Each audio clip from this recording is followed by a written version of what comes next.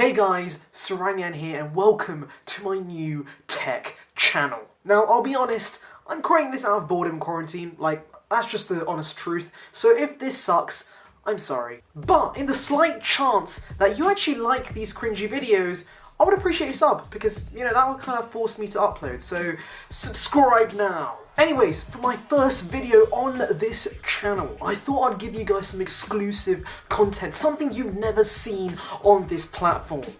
A long-term review. Okay, I'll be honest with you guys, this phone here has been reviewed to death by literally everyone. I mean, every tech YouTuber you could possibly think of has reviewed this phone. But, big but, have they done a long-term review?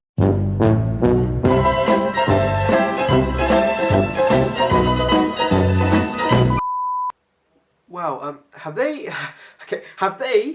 done an 8-month review of the iPhone 11? No? You see, this is the groundbreaking content you're here for, guys. So enough the fluff, and let's get into this. This is the ultimate iPhone 11 review. Okay, I don't need to really delve into this a lot. The iPhone 11 is an incredibly well-built device. It's one of the best things my hands have ever caressed. Actually, no, that just sounds wrong. Forget about that. On a serious note, though, this phone does feel great in the hand. It's a very, very, very well-built device. I mean, it's glass and aluminium like a lot of phones, but, iPhones just ooze that extra special quality about them, if you know what I mean. But not everything is perfect about the build. There are a few issues. Number one, this phone here is a heavy, thick boy. For reference, the iPhone 7 that came out a few years ago, I think that's a flagship that a lot of people might be upgrading from, is around 7.1 millimeters. This iPhone, the iPhone 11, is a chunky 8.3. Now some of you may be asking, do you really feel that? Is it really an issue? Yes, 100%. If you put a case on this as well, this is starting to be incredibly chunky. I'll be honest though, the sacrifice you make for the thickness is better battery life, and in fact that is a huge advantage over yesteryear iPhones. So yes, it kinda pays off, I guess, but at the same time, if somebody is coming from an older iPhone, they might not like the size and weight of this device. So I would recommend taking a look at this in store, after quarantine obviously.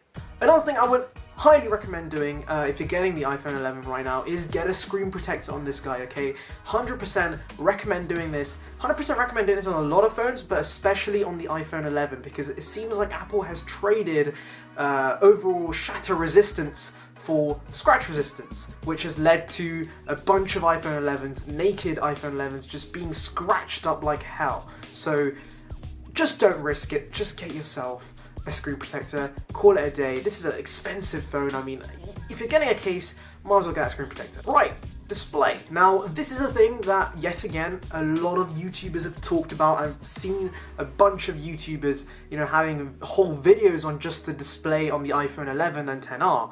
But I'm here to re-emphasize the point. The iPhone 11/XR has a fine display. You see, I can hear the Android fanboys at the back over there, just there, Tim and John, yeah, you two. They're going crazy, they're going mental, How can a phone have a sub 1080p screen in 2020? How can a phone have LCD in 2020? My eyes are bleeding from the lack of resolution. But calm your tits, this display is more than fine for most people. In fact, this phone has a better screen than the iPhone 6, 7 and 8, and yet nobody complained about those phones and their resolution. I don't get why people are annoyed. For, what a lot of people are doing on their phones is just watching YouTube and Netflix and Apple TV. Okay, not Apple TV. No, nobody watches Apple TV. But, for watching regular things, this display is just incredibly good. It's big, it's got great colors, it's got good viewing angles, it's just a decent display overall. And yes, the Pro displays on the iPhone 11 Pro and Pro Max are just way better, but honestly, for me anyways, and I think for a lot of people, it's not worth paying the extra. And yes, I can hear you there aren't any inky, deep blacks. Oh no, I can't save 3% of my battery life. Honestly, guys, calm down. Please, the display on this phone is fine, and if that's one of your biggest worries right now, honestly, don't worry about it. If anything, my problem with the display is actually not really the display as such, it's the bezels. It's the bezels on this guy. I mean, let me turn on the display here, full brightness, as you can see, those are pretty thick bezels, okay? This is kind of not acceptable in 2020, in my opinion anyway. Like the fact this phone has a 79% screen-to-body ratio and a similarly priced OnePlus 8, okay, that has an 88% screen-to-body ratio. That is a huge difference. So yeah, Apple, sort those bezels out for the 2020 iPhones. I beg you. Moving on to the cameras, I'm not a huge expert when it comes to cameras in general, so the most I can really tell you is that it's a pretty reliable camera. One of my favorite things about the camera though, is actually not the ultra-wide, as a lot of people tend to talk about. Everybody points towards the ultra-wide being amazing and spectacular, but honestly, the best feature is slow fees. Slow fees, goddammit. I mean, it's probably the best thing Apple's ever invented. Hands down. I was joking, don't worry, I have never used slow feed. I don't know why Apple even coined the term. It just never became a thing. Okay, let me be serious for a moment. The ultra-wide is actually really good. I love the ultra-wide. I am so happy Apple put an ultra-wide in this phone instead of the telephoto that was rumoured, because telephoto is just an enhancement on digital zoom. It's not that much better. I just felt like it's a really redundant lens, whereas ultra-wide gives you a whole new angle. It's an ultra-wide and you can't get that with digital zoom. So yeah, it's just really cool. I mean, the shots I've got are just incredible. I am so happy that Apple included it. Super cool feature, and in fact that's probably one of the biggest reasons people might want to upgrade. And also, the video is just amazing. It's remarkable that Apple can get this much greatness in terms of video quality for a smartphone. I mean, that's just crazy. Like, I've used a plethora of other flagships from Samsung, from other Android manufacturers, and none of them can come close to the iPhone's video quality. It's just amazing and honestly quite magical. Oh, and another point, the front-facing camera is super good as well. It's really good, it's a 12 megapixel lens, but one thing I really like about it, again, quite an underrated feature I guess, is the ultra-wide. On the front-facing, a slightly wider lens, not as ultra-wide as the ultra-wide on the back, but it allows for you to take selfies with your friends. So, if you're lucky and you have friends, unlike me, you can take pictures of them, you can take selfies with them. I mean, that's just amazing. And now here's the customary sample shot thing, just look at some shots I took.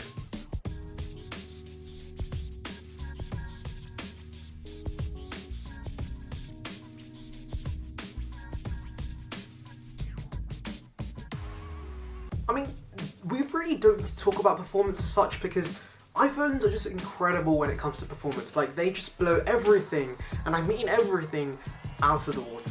I mean, Android manufacturers are still trying to match last year's iPhone in terms of performance.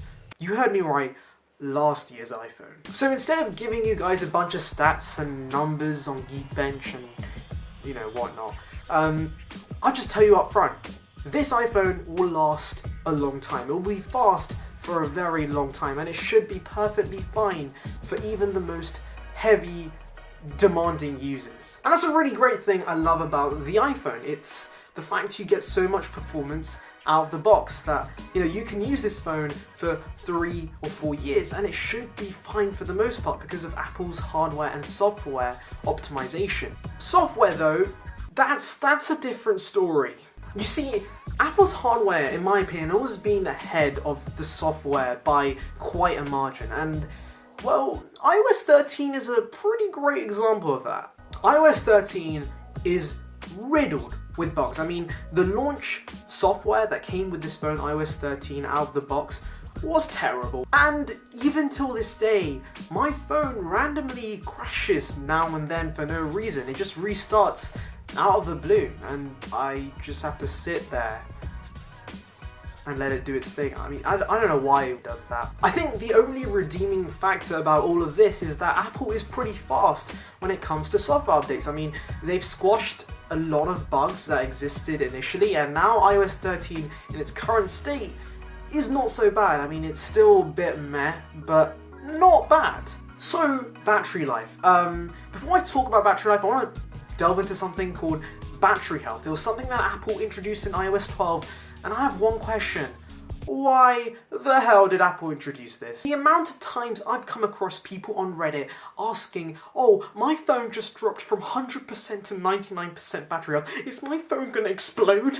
And for those people out there, listen, batteries age. Batteries age as you use them. It's just a natural thing. That's how lithium-ion batteries work. We can't do anything about it. So stop trying to preserve, battery health and stuff. Just use your phone how you want. It's a tool, okay? And, one of the best things about Apple is that if you need your battery replaced, if the battery got that bad, you can just go to an Apple store and replace your battery. And, replacing a battery is actually not that expensive. It's pretty cheap, it's reasonable, and you'll get easily another 3 or 4 years of life out of your phone. And if for whatever reason you still want to preserve that battery health at 100% forever, I have the best tip for you. Just don't use your phone. Okay, right over. Let's just talk about battery life. Battery life? Battery life, let's talk about battery life, okay? It's good. I think the iPhone 11 is just known as a great performer in terms of battery endurance, and yeah, I've been getting exactly that. I've been getting around 8 hours of screen on time pretty easily, and yeah, it happily lasts me through a day. So if battery life is like a priority for you, then 100%. Go for the 11. So final tidbits before I get to the conclusion, my final thoughts. Face ID. Face ID works incredibly well. I mean, it's just amazing how it just kind of works in the background. As soon as I swipe, it's done. It's done. It just works amazingly well most of the time. So yeah, better than Touch ID in my opinion, and definitely a huge pro with the iPhone 11. Speakers. Well, speakers is actually one of the rare instances that Apple's marketing is legit. Like, spatial audio on this guy is actually incredibly awesome, and again, when I watch things on YouTube or Netflix, it is incredible, and I actually really like that feature. The vibration motor, again, another huge positive going with the iPhone. The Taptic engine is just unbeatable. No other phone has such a good vibration motor, and how, just how precise it is. Yeah, these are the little things I just love about the iPhone experience. And finally, overhyped features, namely Deep Fusion and the U1 chip.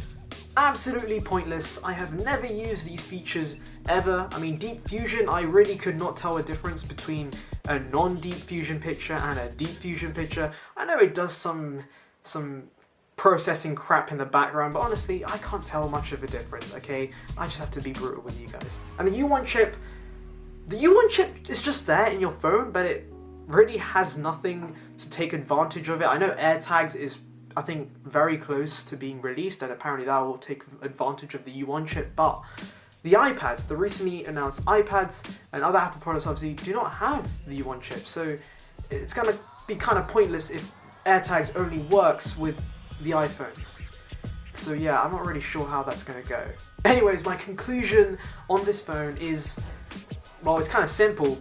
I love this phone. This is a great phone, and I recommend it wholeheartedly to literally everyone. I think one of my favorite parts about the iPhone 11 is that it's just the right amount of everything. In fact, that is Apple's slogan for the iPhone 11. I think it's just amazing because for the price you're paying, you're just getting the right amount of features, and the compromises you make over, of course, the iPhone 11 Pro is actually not that substantial in my opinion. Honestly, the biggest issue buying an iPhone 11 right now is actually not the phone itself, it's the time frame, because this is a pretty dodgy time frame to buy an iPhone. You see, 8 months is a really long time. I mean, iPhones usually get replaced every year, and so this is towards the end of its cycle. And, well, Apple's probably ready to release yet another iPhone in September, and this year is going to be huge. I mean, we're getting the iPhone 12. This is going to be the biggest year since the iPhone 10. We're getting 5G, OLED, new design, smaller notch. There are a plethora of features to get excited about, and honestly, if you can wait, I would wait. But what if you need to buy a phone right now? What if your current phone is just not working and in quarantine you need something to play around with? Well, if you're not exclusive to iOS, there are really great options outside of the iOS ecosystem, particularly the S20 and OnePlus 8. I mean, they have, okay, 5G, OLED, and a triple lens camera, and those are things that this phone doesn't have. So, you know, feature set wise, those seem like the better deal. Now, I know prices vary between countries. For example, in the US, the iPhone 11 is way cheaper than the S20, but here in the UK, the S20 is cheaper than the iPhone 11. Yeah, it's all really messed. But one thing is for sure, Android phones go on sale pretty much all the time, pretty much everywhere. Unlike Apple, who sticks to one price pretty much for the whole year, Samsung slashes prices literally every second, like it's crazy. So if you find an S20 or a OnePlus 8 or any other comparable Android flagship for a cheaper price, a way cheaper price, then I think you should just go with them because you are ultimately getting better value. I think the biggest defense point for the iPhone is longevity. I talked about this earlier in the video, but this phone will last you a long time, whereas an Android phone will get supported for, what, 2 years, 3 years max, and then boom, it's forgotten about. Whereas this iPhone will get a minimum of 4 years, a minimum, and a maximum of 6. And I know I just said that, you know, an Android flagship at a way cheaper price than this guy is way better value, but honestly, I need to backtrack, because if you're going to keep this phone for probably, you know, let's say 4 years or maybe until Apple kills it off, you're getting immense value, something that no other Android flagship can even match. So yeah, that is, I think, one of the biggest reasons why you might want to go with an iPhone 11 even now. And I think that's where I'm going to end the video. iPhone 11, I still recommend. It's a great phone, but if you can, wait for the iPhone 12. That's the verdict. I'll see you guys in the next one. I'm not really sure how to end this video, so I'm probably gonna head out. I don't know, should I?